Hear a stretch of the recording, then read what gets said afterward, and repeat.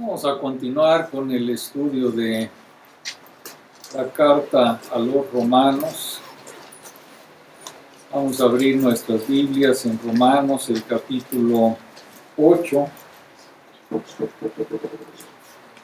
Romanos, capítulo 8.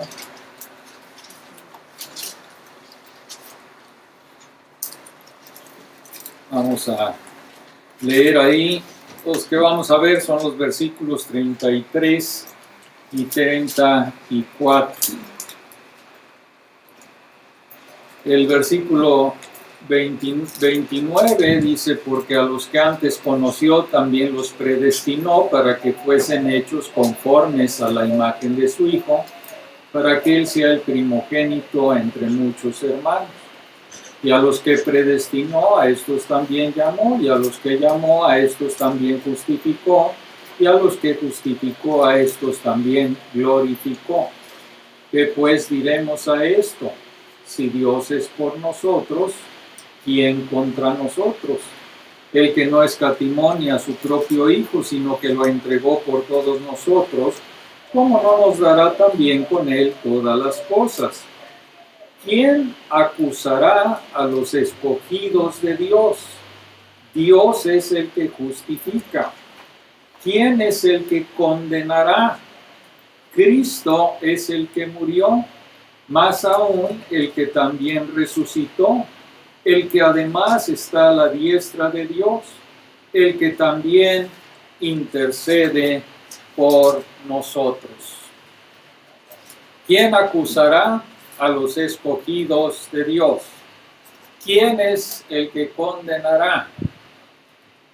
Hace algunos años, una caricatura mostraba a un psicólogo hablando con un paciente, y el psicólogo le decía: señor Fitzgerald, creo que puedo explicar tus sentimientos de culpa. Eres culpable. Nos podemos reír de la caricatura, pero toca un nervio. Ante Dios, todos somos culpables de violar sus dos grandes mandamientos que resumen todos los mandamientos de Dios. Todos hemos fallado en amar a Dios con todo nuestro corazón, con toda nuestra alma, con todo nuestro ser. Y lo que es peor, incluso lo hemos hecho a un lado deliberadamente y lo hemos reemplazado con lo que nosotros creemos que son nuestros dioses: el dinero, la fama, el poder. Esos son dioses para el hombre. Y debido a que somos tan egoístas, no hemos podido amar a nuestro prójimo como a nosotros mismos. Así que todos tenemos una verdadera culpa moral ante el santo Dios de todo el universo. ¿Cómo podemos lidiar con la culpa? Algunos suprimen la culpa, otros la niegan, otros tratan de excusar su culpabilidad y dicen: bueno, es que sí, tengo muchos defectos, pero básicamente yo soy una buena persona, nunca he lastimado a nadie deliberadamente. Sin embargo, no importa cómo intentemos deshacernos de nuestros sentimientos de culpa, todavía están ahí y todavía existe el hecho obstinado de que somos verdaderamente culpables de pecado delante de nuestro Dios. Dios conoce cada pensamiento, cada palabra, cada acción incorrecta, cada pecado en nuestra vida. La respuesta de Dios por nuestra culpa es la cruz de nuestro Señor Jesucristo, donde el Señor Jesucristo llevó el castigo que merecemos. Como Dios en carne humana, su sacrificio satisfizo la ira de Dios, y esa ira de Dios contra nuestro pecado, para que Dios pudiera ser tanto el justo y el que justifica al que es de la fe de Jesús. Y debido a que el Señor Jesucristo pagó nuestra deuda en la cruz, hay una gran proclamación en Romanos 8:1. Ahora pues, ninguna condenación hay para los que están en Cristo Jesús. Ninguna condenación hay. Pero a pesar de que Pablo ha dejado muy clara esta maravillosa verdad, él sabía que la culpa puede ser un problema obstinado, puede ser un problema persistente todavía en los creyentes. Frédéric Godet, que era un comentarista suizo, sugiere que cuando Pablo escribió estos versículos, pudo haber estado recordando los gritos de los creyentes que él arrastró y metió en la cárcel.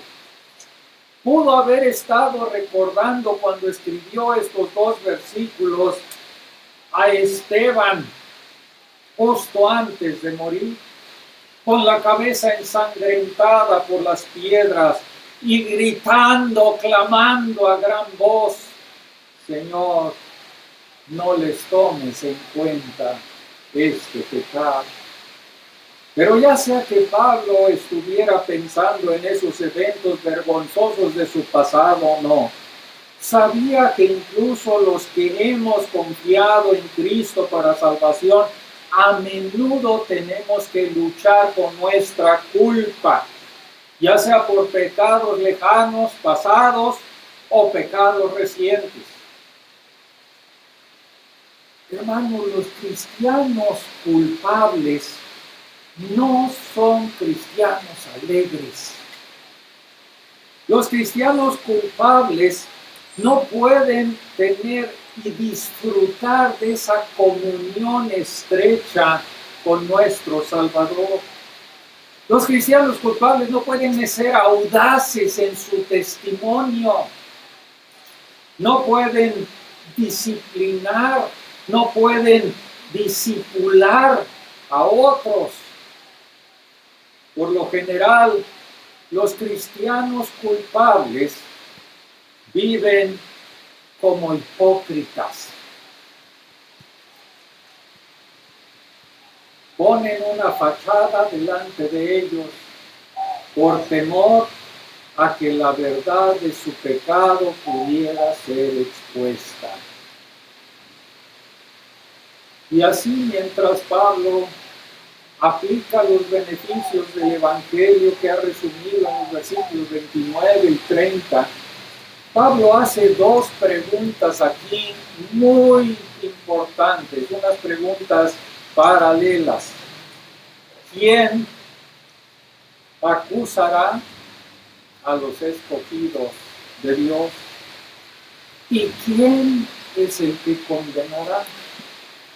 Y al responder esas preguntas, Pablo no dice nada que no haya dicho ya anteriormente aquí en su carta a los romanos, pero él quiere recalcar la respuesta de Dios a la culpa una vez más, para que sepamos cómo debemos ganar la batalla cuando la culpa o el pecado llegue a nuestra vida.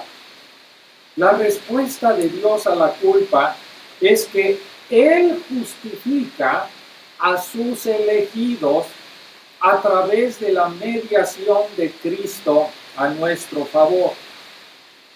Yo quisiera que en esta mañana pensemos: ¿quién nos acusa de culpabilidad? ¿Quién nos acusa?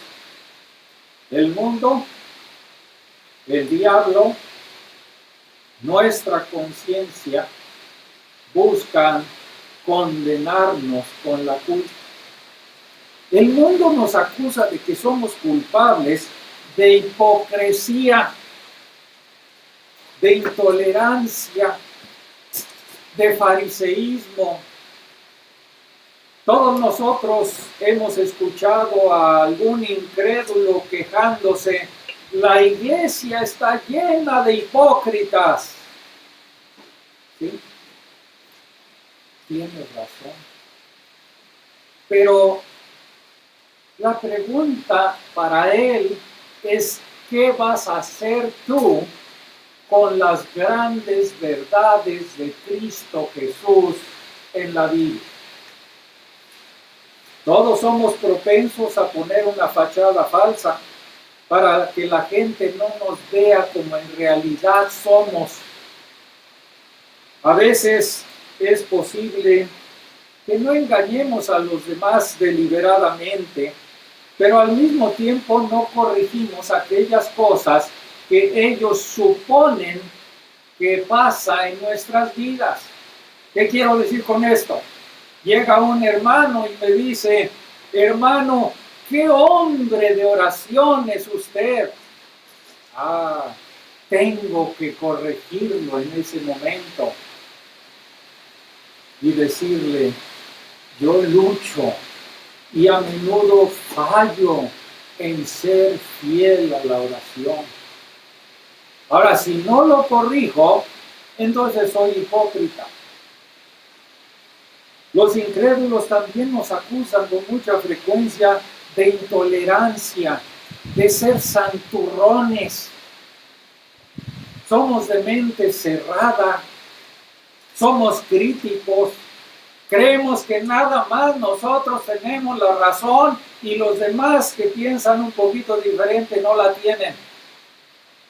Y decimos que nuestro camino es el único camino al cielo. Estoy diciendo nuestro camino. A menudo, por supuesto, los cargos son simplemente una cortina de humo que ponen los incrédulos para eludir la verdad. Pero muchas veces están hablando con verdad, ¿no es cierto? Y entonces, en nuestro interior, nos estremecemos con la culpa.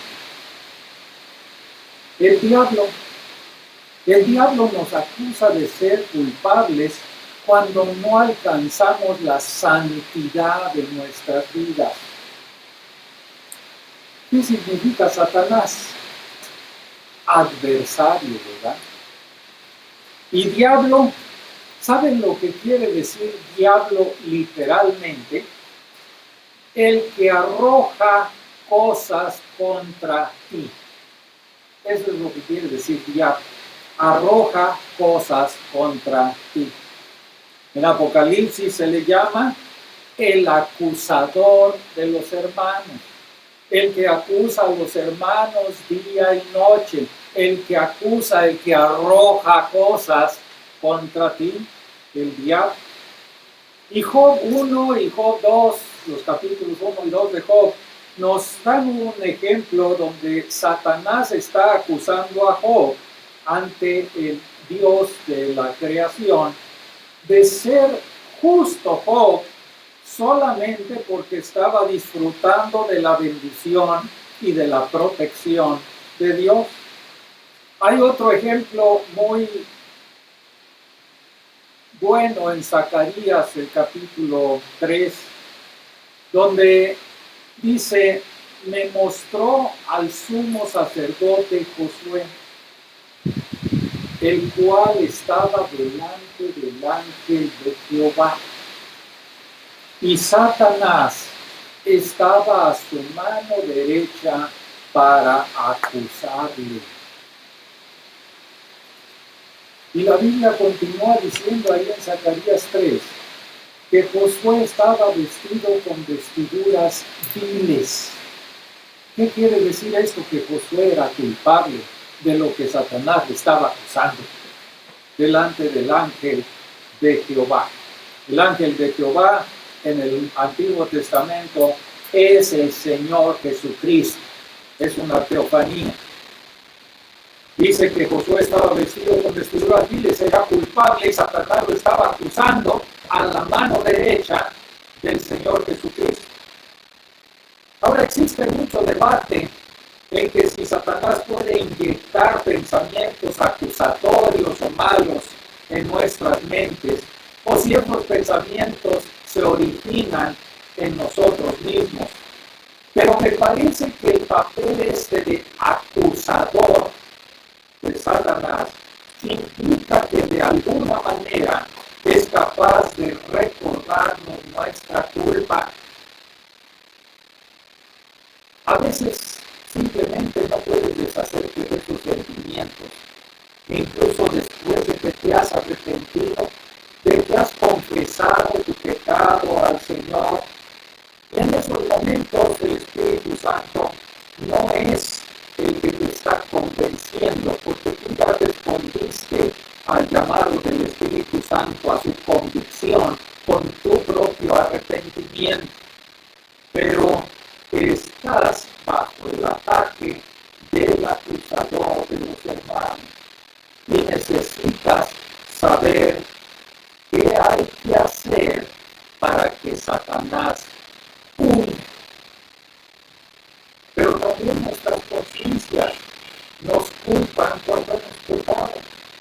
Ahora, la conciencia no es una guía confiable. No es una guía confiable. Alguien ha llamado a la conciencia alarma de nuestras faltas. O sea, se dispara la alarma para hacernos saber nuestra culpa, nuestro pecado.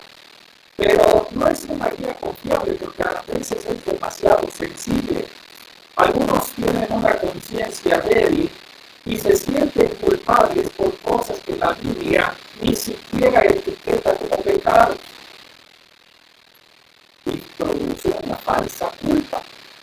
Y a veces un creyente se angustia por un pecado, pero lo saca de proporción. Hay algunos también que tienen la conciencia callosa, la conciencia insensible. La Biblia lo llama cauterizada, conciencia cauterizada. Y estas personas, aunque son creyentes profesantes, no sienten culpa a pesar de estar desobedeciendo los claros mandamientos de la palabra de Dios. En algunos casos, incluso esas personas ignoran los mandamientos de la palabra. Por ejemplo, yo he conocido cristianos profesantes que tienen relaciones sexuales fuera del matrimonio y ni siquiera sienten una punzada de culpa. Tienen su conciencia insensible. Y la Biblia nos enseña que es importante mantener una buena conciencia ante el Señor. Si la Biblia llama algo pecado, bueno, tú también debes llamarlo pecado. Si la Biblia no lo llama pecado, pues tampoco necesitamos llamarlo pecado nosotros. Pero incluso los creyentes maduros que tienen conciencias bíblicamente sensibles tendrán momentos en que sus conciencias les van a decir: eres culpable, pecaste. Tal vez hicimos algo que sabíamos que estaba mal. O tal vez no hicimos algo que sabíamos que deberíamos hacer. ¿Cómo respondemos a estos cargos de culpabilidad? Primero tenemos que confesar nuestro pecado a Dios. Y después de confesar nuestro pecado, entonces tenemos que responder a estos cargos de condenación o de culpabilidad con la promesa de Dios de justificar a sus elegidos a través de la mediación del Señor Jesucristo. Ahora, para corregir algunos errores, comienzo con un punto de otras escrituras y luego vamos a ver tres líneas de defensa que presenta Pablo. Si eres verdaderamente culpable, confiesa tu pecado y apártate de tu pecado. Fíjense que hay algunos que argumentan que dado que Dios ha perdonado ya todos nuestros pecados y quitó toda nuestra culpa en la cruz, nunca deberíamos sentirnos culpables, incluso si hemos pecado, y confesar nuestros pecados a Dios. Es como si fuera un trato hecho y debemos encogernos de hombros y seguir adelante. Pero esa enseñanza está totalmente desequilibrada.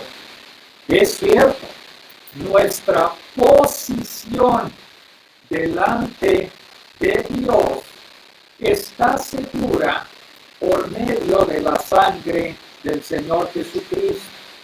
Pero al mismo tiempo, si amamos al Salvador, que se entregó a sí mismo por nuestro pecado, deberíamos de sentir dolor al pecar, porque el Señor Jesús se entregó por nosotros, murió por esos pecados. Entonces deberíamos entristecernos cuando pecamos. Deberíamos sentir ese dolor que nos impulsa a confesar nuestro pecado y apartarnos del pecado. No se trata de nuestra posición delante de Dios, sino de nuestra unión común, nuestra comunión con nuestro Padre Celestial. Por ejemplo, si yo peco con mi padre terrenal, sigo siendo su hijo, ¿no es así?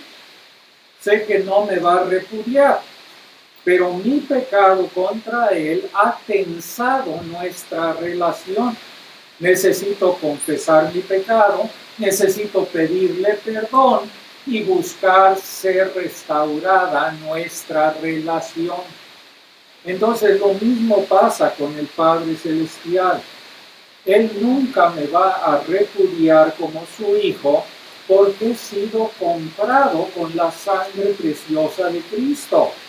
Si peco, entonces necesito ser restaurado a la comunión con Él. Necesito ser perdonado paternalmente, como de un padre a un hijo. No el perdón judicial, porque ese ya ocurrió cuando yo creo en el Señor Jesucristo como Salvador. Él perdona judicialmente, Él me justifica. Pero ahora lo que necesito cuando soy creyente y peco, confesar mi pecado delante de Dios para restablecer esa comunión con Él, y Él me perdona paternalmente porque es el Padre ante el Hijo. Y necesito que mi conciencia sea limpiada por la sangre de Cristo Jesús. Eso ocurre cuando me arrepiento y confieso mi pecado. Ahora tengan cuidado. Incluso como creyentes somos propensos a responder nuestra culpa echándole la culpa a los demás. Parecen palabras del presidente de alguna nación,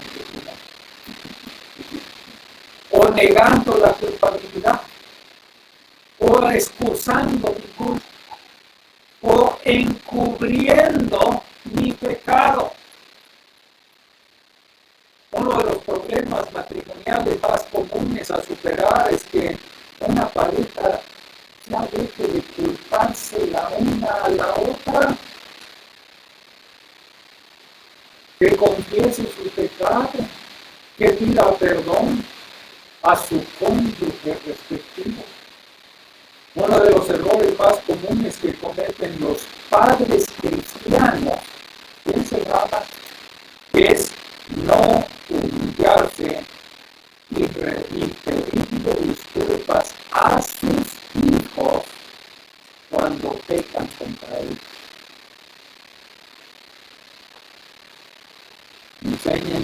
verbalmente, pero enséñenles con el ejemplo que cuando pecamos como creyentes, confesamos nuestro pecado a Dios y le pedimos perdón a aquel contra quien pecamos. Hijo, perdona. Pude publicarte a lo mejor no lo debía haber hecho. Eso hace que nuestros hijos vean que no somos hipócritas. Eso nos afecta mucho. Papás que dices que eres cristiano, mira, papás que no te faltas. Mira, nomás traes el carácter hasta arriba. Ya quieres pegarme, papá. Vienes del trabajo a limpiarte, ya no quieres saber de cómo te esperan las estrellas, todas ustedes criadas. Y después el padre perdió la vida. ¿Qué dice el Señor? Es hipócrita.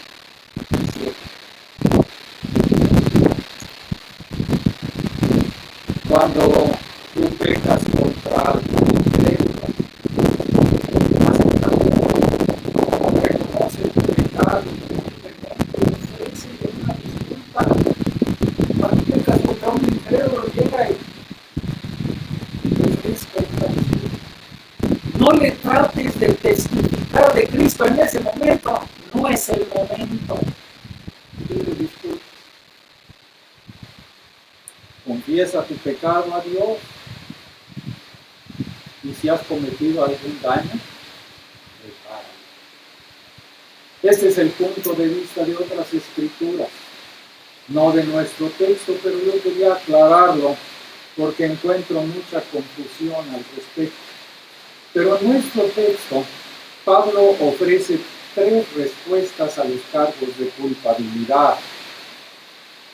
Contesta los cargos de condenación con el hecho de la elección soberana de Dios.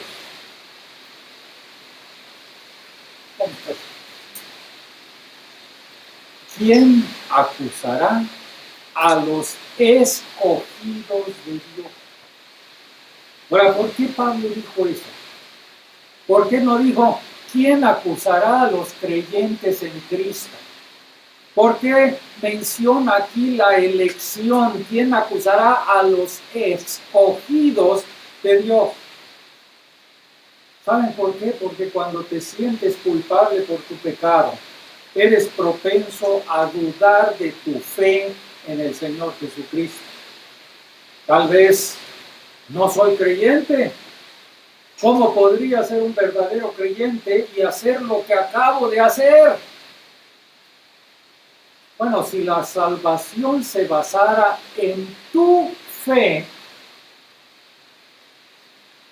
o en tu elección de Cristo, entonces serás realmente inestable cuando peques. Si el acusador, el diablo, puede hacer que te concentres en tu débil fe, te va a hacer caer. Pero los escogidos de Dios significa que la raíz de la salvación es que Dios te escogió a ti. Está bien, tú elegiste creer en Cristo, pero la razón por la que tú elegiste creer en Cristo es porque Dios te eligió a ti primero. Si no, todavía estarías en tu pecado. La elección no significa, como muchos tratan de explicarlo, que Dios previó que tú ibas a creer y te eligió sobre esa base. Si fuera así, no sería por gracia, sino según algo bueno en nosotros. Incluso nos apoyaríamos en nuestra poquísima fe. Y entonces te atribuirías el mérito de la salvación.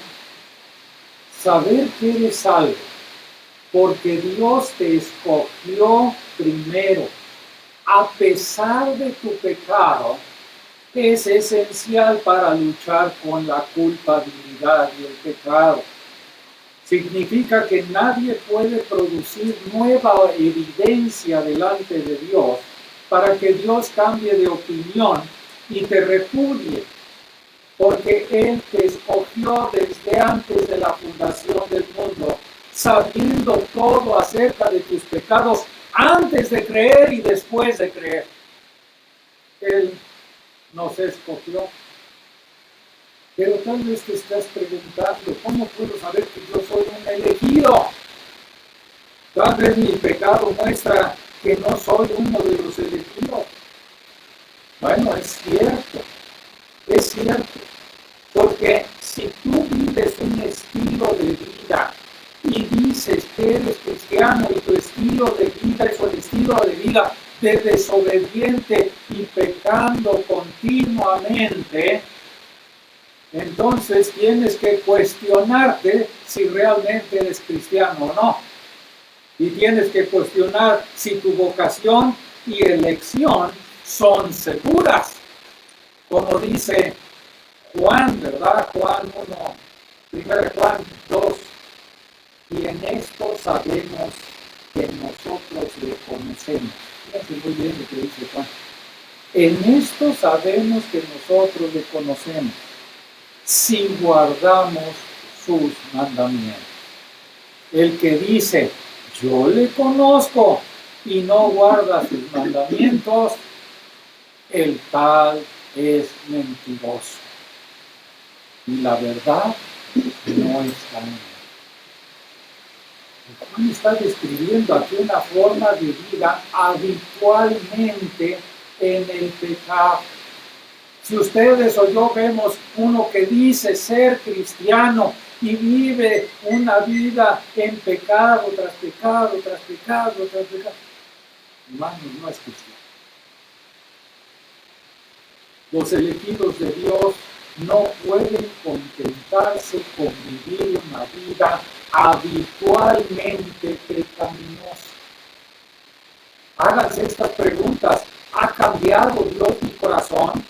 Me ha mostrado mi pecado, mi culpa y mi necesidad desesperada del Salvador, de modo que he abandonado toda mi confianza en mis propias obras para salvarme. Me ha dado fe para creer en Cristo, mi única esperanza para el cielo. Me ha dado un amor por Él, me ha dado un amor por su palabra. No quiero que pase un día sin leer la palabra de Dios. Ese es el amor por la palabra. Me ha dado odio para el pecado. Estoy creciendo en conformidad con Cristo. Todos tenemos espacio para ir creciendo en estas cosas, pero esta debe ser la dirección de nuestras vidas si somos de los elegidos de Dios. Pero, en segundo lugar, responder a los cargos de condenación o de culpabilidad con la promesa de Dios de justificar a los impíos solo por gracia y solo por la fe. Ahora, aquí Pablo no menciona que somos justificados por la fe, pero ya lo ha mencionado antes. En respuesta a los cargos contra los elegidos de Dios, el Pablo lo que está enfatizando es la acción de Dios. ¿Quién es el que condenará? Dice, Dios es el que justifica. Para saber cómo Dios nos justifica, deberíamos volver al capítulo 3 y 4 de Romanos. Romanos ahí 4 y 5. Somos justificados por la fe, aparte de las obras. Mas al que no obra, sino cree en aquel que justifica al impío, su fe le es contada por justicia. Entonces el argumento de Pablo aquí en el versículo 33 está en un lenguaje literal. Solo Dios es el juez supremo y final de todo el universo. Si Él te condena, estás eternamente condenado. Si Él te absuelve, estás eternamente absuelto. Es esencial asegurarse de que Dios es por ti, Dios es por nosotros. Nadie puede pasar por encima de la cabeza de Dios para cambiar su decisión de justificar al pecador que tiene fe en el Señor Jesucristo. Si Dios te ha justificado, estás eternamente justificado. Él es la Corte Suprema de todas las Cortes Supremas. Y como ya hemos visto, no hay nada meritorio en nosotros que merezca ser justificado. No hay en nosotros nada. Dios justifica a las buenas personas. Eso dice la palabra. La palabra dice, no es cierto lo que están diciendo. Todos están haciendo cambios. Digan, estoy diciendo que Dios justifica a las buenas personas y nadie brinca del asiento. ¿Qué dice la Biblia? Dios justifica a los impíos, no a las buenas personas. Somos verdaderamente culpables, merecemos la condenación, pero el Señor Jesucristo pagó lo que nosotros merecíamos. La causa de nuestra fe que nos justificó, esa fe que nos justificó, no era porque merecíamos, no era porque fuéramos lo suficientemente brillantes para resolverlo.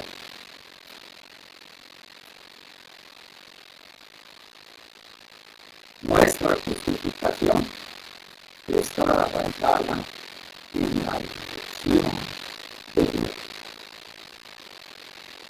Él nos eligió y nos justificó.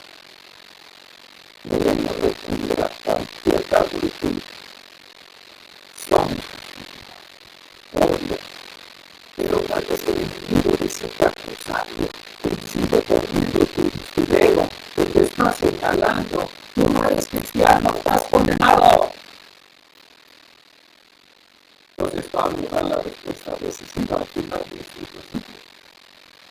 Cristo Jesús, versículo 34, al final, Cristo Jesús es el ejemplo, más aún el que también resucitó, el que además está a la diestra de Dios, el que también intercede por nosotros. Miren cuántas cosas en un solo versículo.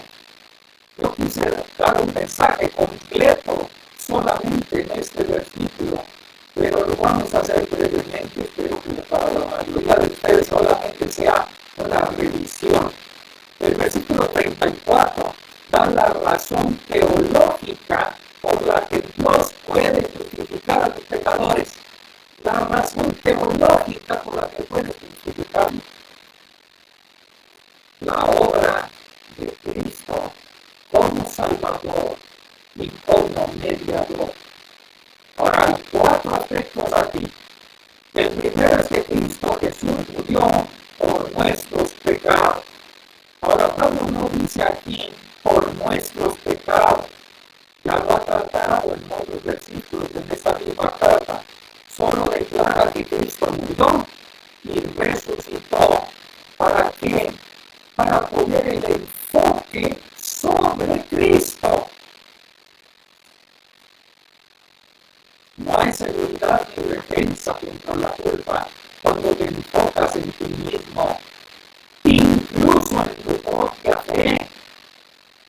Tu enfoque debe estar en Dios, que te ha elegido y te ha justificado, y en Cristo, que murió y resucitó. Ahí está lo mismo que estaba pasando en Zacarías, el capítulo 3. al sumo sacerdote Josué, y el Josué era culpable.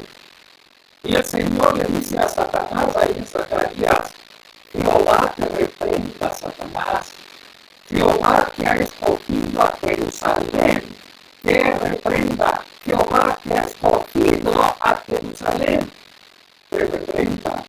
Dice: ¿no es este un tizón arrebatado del fuego? Un tizón arrebatado del fuego.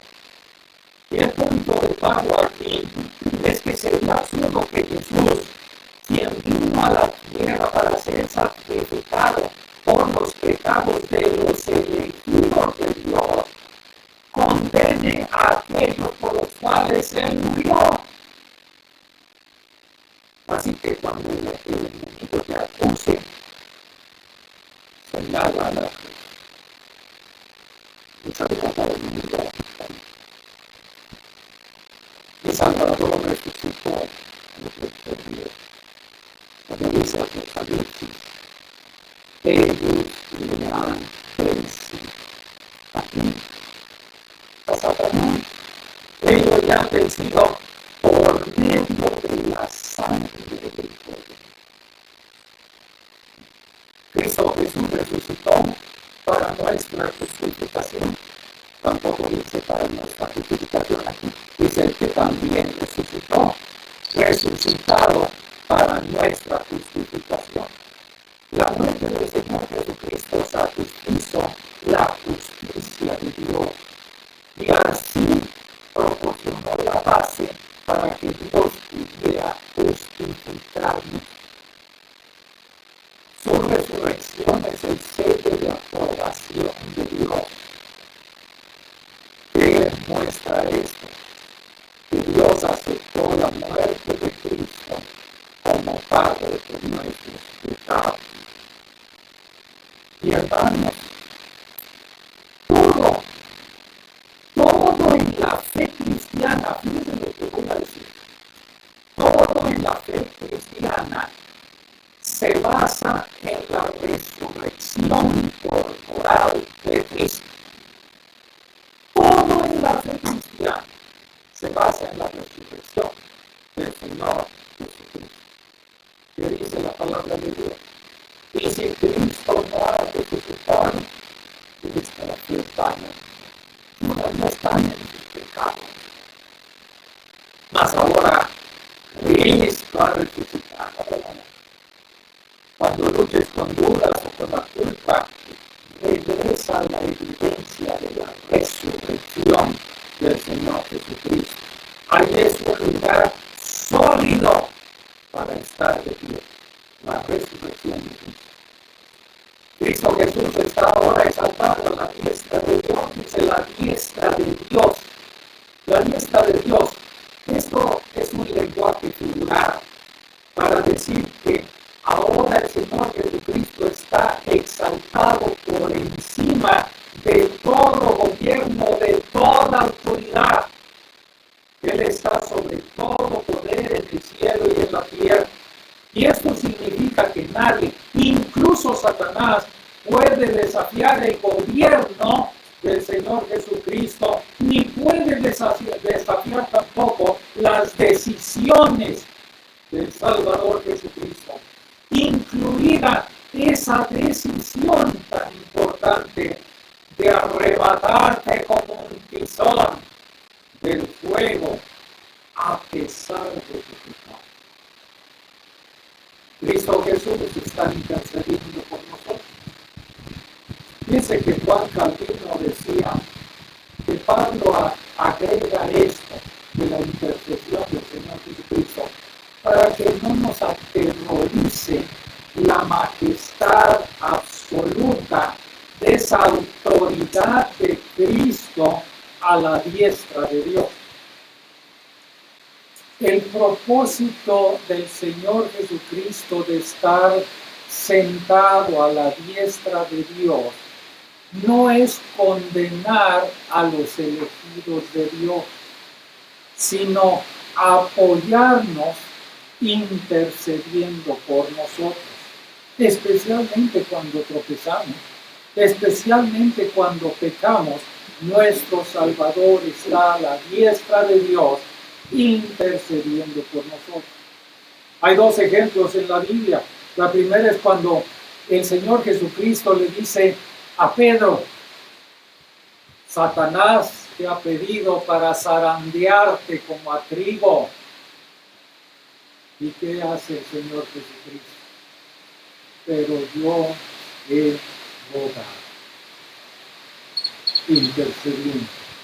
Yo he rogado por ti, para que tu fe no falte, Pedro, y tú una vez vuelta confirmes a tus hermanos, fortalezcas a tus hermanos. La otra es la maravillosa oración de intercesión. Léanla, es preciosa. Juan 17. El Señor Jesucristo está como sumo sacerdote allí en Juan 17, intercediendo por los suyos, por sus discípulos. Ora por nosotros, por los que han de creer, dice, por nosotros, intercediendo. Para nosotros el trono del Señor Jesucristo a la diestra del Padre no es un trono de juicio, es un trono de gracia. Acercaos pues confiadamente. Allí encontramos misericordia, gracia para el oportuno socorro, gracia para ayudar en todas nuestras necesidades. Pero incluso cuando sentimos demasiado culpa y estamos muy avergonzados para orar debido a nuestro pecado y a nuestra culpa, siempre podemos estar seguros de que el Señor Jesucristo está intercediendo por cada uno de nosotros. Qué maravilla, ¿no? A pesar de nuestro pecado, a pesar de ser como somos, a pesar de nuestra culpabilidad, el Señor Jesucristo intercede por nosotros. Hace muchos años, Juan Bunyan, aquel que escribió El progreso del peregrino, hizo también un libro que se llama Gracia abundante para el mayor de los pecadores. Gracia abundante para el mayor de los pecadores. Y él cuenta cómo pasó muchos años luchando con su conciencia culpable. Él era creyente y seguía luchando con esta culpabilidad. Y él comparte una idea útil y práctica, porque él dice que un día que estaba caminando en el campo, dice, además con algunos remordimientos en mi conciencia, temiendo que aún no estuviera yo del todo bien, de repente cayó sobre mi alma esta sentencia. Dice Juan Bunyan, tu justicia está en los cielos. ¡Qué maravilla! Tu justicia está en los cielos. Y dice, vi con los ojos de mi alma a Jesucristo a la diestra de Dios, como mi justicia. De modo que donde quiera que yo estuviera, o hiciera lo que hiciera, Dios no podría decir de mí, le falta de mi justicia, carece de mi justicia, porque precisamente eso estaba delante del Padre. Vi que no era la buena disposición de mi corazón lo que mejoraba mi justicia, ni la mala disposición de mi corazón lo que empeoraba mi justicia, porque mi justicia es Jesucristo mismo, el mismo ayer y hoy y por los siglos. Y Bunyan vio que la respuesta de Dios a la culpa no está en nosotros, sino solamente en Dios y en Cristo. Si Dios te ha escogido y justificado a través de la mediación efectiva del bendito Salvador, crucificado, resucitado, exaltado e intercesor en el cielo, entonces puedes responder contra cualquier acusación de culto. Si Dios, el juez soberano de todos, ha dicho: ahora pues ninguna condenación hay para los que están en Cristo Jesús, entonces no estás condenado.